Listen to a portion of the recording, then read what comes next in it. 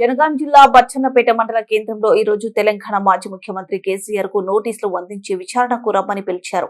తన election update లో ఉన్న గాంధీనగర్ ఇంటికి విచారణకు వెళ్తున్న క్రమంలో టీఆర్ఎస్ నాయకులు జనగామ ఎమ్మెల్యే పల్ల రాజేశ్వరరెడ్డి ఆదేశాల మేరకు బచ్చన్నపేటలో తెలంగాణ రాష్ట్ర ముఖ్యమంత్రి యనుమల రేవంత్ రెడ్డి దిష్టిబొమ్మను దగ్ధం చేశారు. తమ ఆగ్రహాన్ని వ్యక్తం చేశారు. కేసీఆర్ పై రాజకీయ కక్షతో కాంగ్రెస్ ప్రభుత్వం సీట్ నోటీసులు జారీ చేస్తుందని, ఇది ప్రజాస్వామ్య స్ఫూర్తికి విరుద్ధమని నిరసనకారులు మండిపడ్డారు.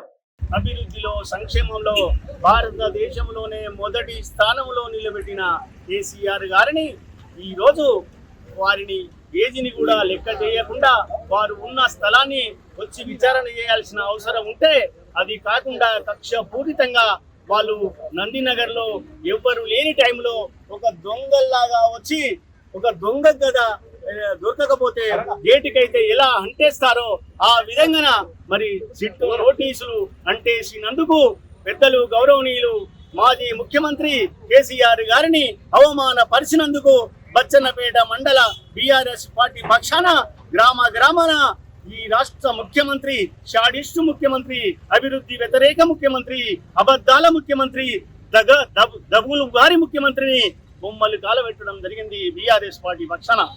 మిత్రులారా, ఒక్కసారి ఆలోచన చేయండి.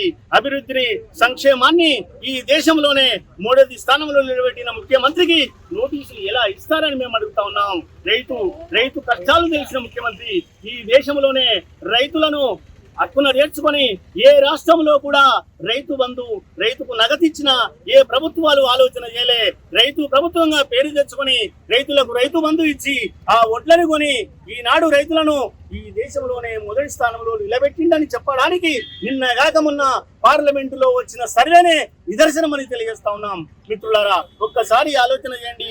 ఇన్ని అభివృద్ధి కార్యక్రమాలు చేసి ఈ రైతాంగాన్ని, ఈ తెలంగాణ ఉండే ప్రజలని ఎంతో అభివృద్ధి పదంలో నడిపించినందుకు ఈనాడు మాజీ ముఖ్యమంత్రిని అవమానించినందుకు ఈ రాష్ట్రంలో ఏ వర్గ ప్రజలు హర్షించరని, రేపు జరగబోయే మరి మున్సిపల్ ఎన్నికల్లో మీకు తగిన బుద్ధి చెప్తారని మాత్రమే తెలియజేస్తా ఉన్నాం.